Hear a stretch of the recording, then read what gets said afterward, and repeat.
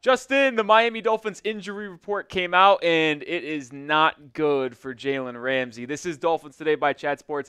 I am Nick Roloff, and his status is very much in doubt for this upcoming Sunday after he was a DNP for the second straight practice. He has been out of practice the past 2 weeks, but we never knew the exact reason why. The coaching staff, specifically Mike McDaniel, never shared the injury that he was dealing with. Well, on the first injury report on Wednesday, it was a hamstring injury. DNP. Today, we were hoping that he was going to at least participate a little bit in practice to put him on track to play on Sunday's game week 1 against Jacksonville. Well, he was a DNP again with that hamstring injury, which puts him seriously in question to play against the Jags. Also on the injury report, Aaron Brewer, limited with a hand injury. Benito Jones, limited knee injury. And Malik Washington was limited with a quad injury. There were other people on the injury report, by the way, but I'm only showing the people that were limited in practice. Anyone that was a full participant is clearly going to be ready on Sunday. I still think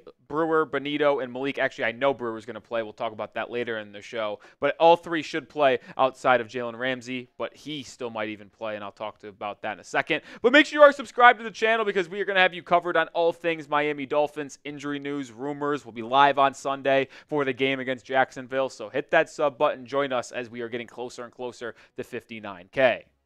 All right, Jalen Ramsey. So 2 straight DNPs Wednesday and Thursday. Most players, if that happens, will not be playing on Sunday. But there is a special case for Jalen Ramsey in this scenario because he is such an experienced player. He is so good at what he does. One of the best corners of all time and definitely over the past 10 years in the National Football League, where I don't think it's the craziest thing in the world to have him not participate in practice for 2.5, 3 weeks, specifically this week leading up to the game, but still be able to go on Sunday. So I don't think Jalen Ramsey will officially be ruled out of this ball game until an hour before when the injury news and injury report actually officially gets released by the team. So I think Ramsey still could be ready to go, but the Dolphins are already preparing contingencies if that will not be the case. Specifically looking at Ethan Bonner, who honestly shocked a lot of us by starting and playing really well in training camp and in the preseason.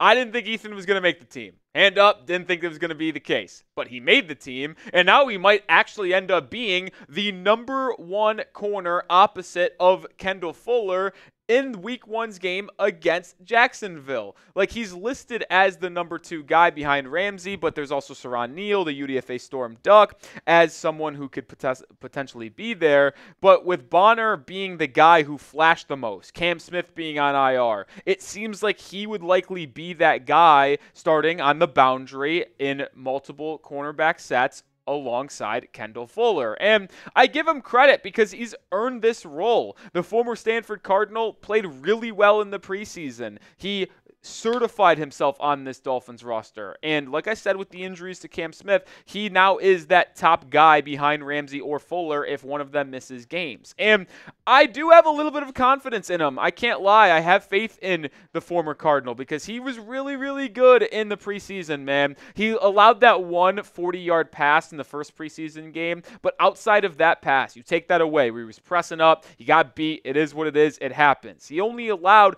3 catches on 7 targets and only allowed probably about 30 yards. Like, he played pretty well, and PFF graded him out extremely good as well, 70.7 overall with a 70.5 coverage grade. Bonner is going to be tested in this game if Jalen Ramsey's not going to be able to go, but in all honesty, he's probably going to be playing at least a little bit even if Jalen Ramsey is a full go because I don't know if he'd be able to play the entire game if he has a nagging hamstring injury. So let me know, do you have confidence in Ethan Bonner?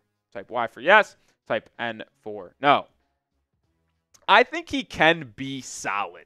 He can be good. He can be serviceable. I don't think he's going to go out there and be like the best corner in all football. That's not going to be the case. But I don't think he's going to get torched. And maybe this changes the way that Anthony Weaver calls plays in his first game. He doesn't feel as confident to have Ramsey and Fuller out there to be man-on-man, press coverage type guys. Maybe they go a different route and play more zone, bring more exotic pressures to kind of alleviate the pressure in the back end, which could be the case. But I do believe Bonner at least can be serviceable. But it's also intriguing to note Storm Duck, he might get some PT for Miami. The UDFA out of Louisville, former North Carolina Tar Heel as well, made the team in surprising fashion, almost like Ethan Bonner. They made it over Nick Needham, who, by the way, will likely get elevated for this game. If Ramsey's a no-go, he'll be one of the few practice squad elevations to give some depth in that secondary because he knows how to play in this Dolphins scheme. He's been a starter and a player since 2019 on this Dolphins roster. So being on the practice squad provides a lot of insurance for Miami.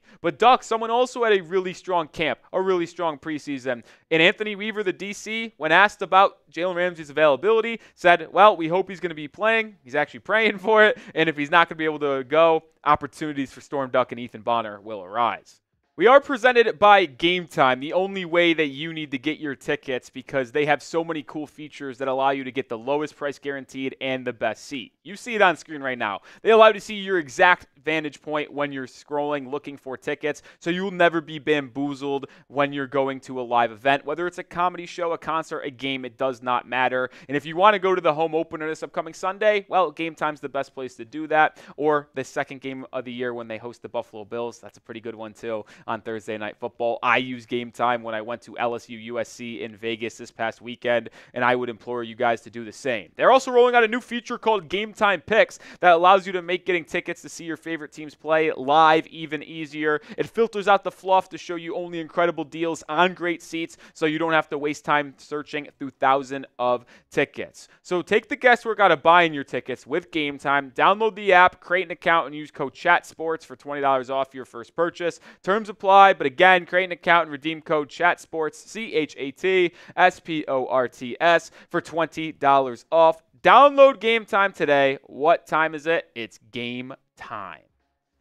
All right, let's move over to the offensive side of the football and some injury updates. Aaron Brewer, the center who Miami signed in free agency to a 3-year deal, has been out some time with a hand injury, but he has been doing a great job this week. We're really excited with how he's working. That is Dolphins offensive coordinator Frank Smith. And he actually said himself, this being Aaron Brewer, that he is going to play. He didn't say might. He is going to play. And that is awesome to hear because he is so important to this football team to be at center. Because when you think about what Miami was going to do on the offensive line, if he was out, it was going to be Teron Armstead left tackle, Robert Jones left guard, Liam Eichenberg center, Lester Cotton right guard, and then Austin Jackson at right tackle. Well, Aaron Brewer being available now allows you to move Liam Eichenberg to right guard, Aaron Brewer to center, and now your offensive line is at least a little bit better. Not the greatest still, but Aaron Brewer does provide you a lot more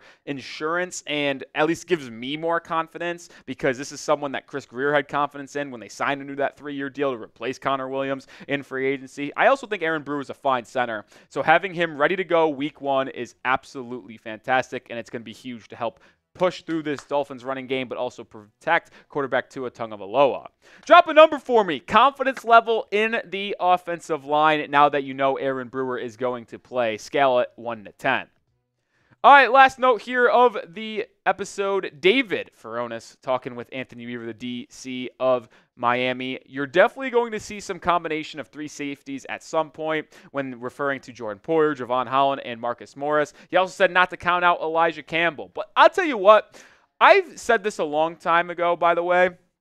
I am very excited to see Anthony Weaver in action as defensive coordinator. I think he's going to be so much better than Vic Fangio was last season. I think he's going to bring that multiple look that Baltimore has employed over the past couple of years, which has made them one of the most dynamic defenses in all of football. I think Javon Holland's going to have a career year used in a very similar role to Anthony or Kyle Hamilton. I don't know why I said Anthony. Kyle Hamilton in Baltimore. But either way, I think the multiple looks they're going to show, it's going to give opposing offenses trouble knowing what is going to come on any specific play due to them being so good and versatile on the defensive end. They're going to have a good pass rush, linebackers, safeties, corners. They got the whole package over in Miami, so I'm excited to see Anthony Weaver roll it out.